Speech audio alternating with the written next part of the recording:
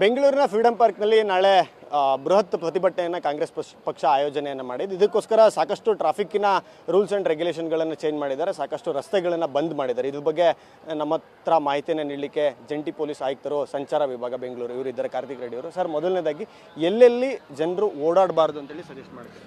ಈಗ ನಾಳೆ ನಿಮಗೆ ಗೊತ್ತಿರೋ ಥರ KPCC ಕಡೆಯಿಂದ ನಾಳೆ ಒಂದು ಫ್ರೀಡಂ ಪಾರ್ಕಲ್ಲಿ ಒಂದು ಪ್ರೊಟೆಸ್ಟ್ ಇದೆ. ಬೆಳಗ್ಗೆ ಸುಮಾರು 10 ಗಂಟೆಗೆ ಶುರು ಆದರೆ ಮಧ್ಯಾಹ್ನ ಒಂದು 2:30-3 ಗಂಟೆಗೆ ಅದು ಮುಗಿಯುತ್ತೆ. ಇದಕ್ಕೆ ಸಂಬಂಧಪಟ್ಟ ಹಾಗೆ ನಾವು ಯಾರು ಈ ಕಾರ್ಯಕ್ರಮಕ್ಕೆ ಭಾಗವಹಿಸ್ತಾ ಇದ್ದಾರೆ ಅವ್ರಿಗೆ ನಾವು ಒಂದು ರೂಟ್ ಕೊಟ್ಟಿದ್ದೀವಿ. ಯಾಕಂದರೆ ಬೆಂಗಳೂರು ಸಿಟಿಯಿಂದ ಮತ್ತು ನಮ್ಮ ಅಕ್ಕಪಕ್ಕ ಜಿಲ್ಲೆಗಳಿಂದ ಕೂಡ ಕೆಲವು ಕಾರ್ಯಕರ್ತರು ಬರ್ತಿದ್ದು, ಅದಕ್ಕೆ ಸಂಬಂಧಪಟ್ಟಂಗೆ ನಾವು ಅವ್ರಿಗೂ ಕೂಡ ಒಂದು ಯಾವ ರೂಟಲ್ಲಿ ಬರಬೇಕು ಅಂತ ಕೂಡ ಕೊಟ್ಟಿದ್ದೀವಿ.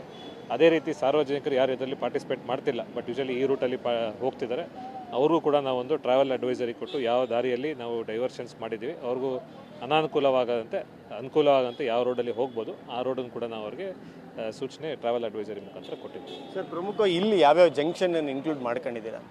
ಸೊ ಮೇಜರ್ ಜಂಕ್ಷನ್ಸ್ ಈ ಮಹಾರಾಣಿ ಜಂಕ್ಷನ್ ಇಲ್ಲಿ ಏನಿದೆ, ಮತ್ತು ಈ ಆನಂದರಾವ್ ಸರ್ಕಲ್ ಫ್ಲೈಓವರ್ ಏನಿದೆ, ಮತ್ತು ಈ ಪ್ಯಾಲೇಸ್ ಜಂಕ್ಷನ್ ಇದೆ, ಇದರಲ್ಲಿ ನಾವು ರಿಸ್ಟ್ರಿಕ್ಷನ್ಸ್ ಮಾಡಿದ್ದೀವಿ.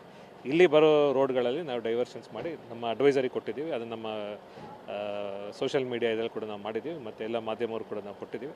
ಅದನ್ನು ನೋಡಿಕೊಂಡು ನಾಳೆ ಬಿಟ್ವೀನ್ 10 to 3 ಸಾರ್ವಜನಿಕರು ಅವರ ಮೂವ್ಮೆಂಟ್ನ ಅದ್ರ ಪ್ರಕಾರ ನೋಡಿ ಅವರು ಡೈವರ್ಷನ್ಸ್. ಸರ್, ಇಲ್ಲಿ ಕಾಂಗ್ರೆಸ್ ಪಕ್ಷದಿಂದ ಒಂದು 8-10 ಸಾವಿರ ಬಸ್ ಬುಕ್ ಮಾಡಿದ್ದಾರೆ ಅಂತ, ಅವ್ರಿಗೆಲ್ಲ ಇಲ್ಲಿ ಪಾರ್ಕಿಂಗು ಅವ್ರಿಗೆಲ್ಲ ವ್ಯವಸ್ಥೆ? ಬೇಸಿಕಲಿ ಯಾವುದು ಹೆವಿ ವೆಹಿಕಲ್ಸ್ ಇದೆ, ಬಸ್ ಆಗಲಿ TT ಆಗಲಿ, ಅದನ್ನು ನಾವು ಪ್ಯಾಲೇಸ್ ಗ್ರೌಂಡಲ್ಲಿ ಪಾರ್ಕಿಂಗ್ ವ್ಯವಸ್ಥೆ ಮಾಡಿದ್ದೀವಿ.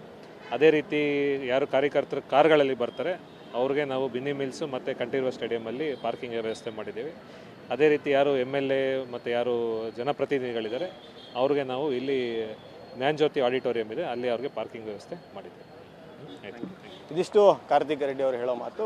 ಒಂದು ವಿಷಯವನ್ನು ಬೆಂಗಳೂರಿನ ಜನತೆ ಕ್ಲಿಯರಾಗಿ ತಿಳ್ಕೊಬೇಕೇನಂತ ಅಂದರೆ, ಫ್ರೀಡಂ ಪಾರ್ಕ್ ಸುತ್ತಮುತ್ತ, ಮೆಜೆಸ್ಟಿಕ್ ಸುತ್ತಮುತ್ತ, ಮಹಾರಾಣಿ ಜಂಕ್ಷನ್ನು, KR ಸರ್ಕಲ್ ಸುತ್ತಮುತ್ತ, ಶಾಂತಲಾ ಜಂಕ್ಷನ್ ಸುತ್ತಮುತ್ತ ನಾಳೆ ತಾವು ಪ್ರಯಾಣ ಮಾಡೋದನ್ನು ಅವಾಯ್ಡ್ ಮಾಡಿದರೆ ತುಂಬ ಒಳ್ಳೆಯದಿತ್ತು. ಕ್ಯಾಮ್ರಾ ಪರ್ಸನ್ ಬಾಲಾಜಿ ಜೊತೆ ಪ್ರಜ್ವಲ್ ಟಿ.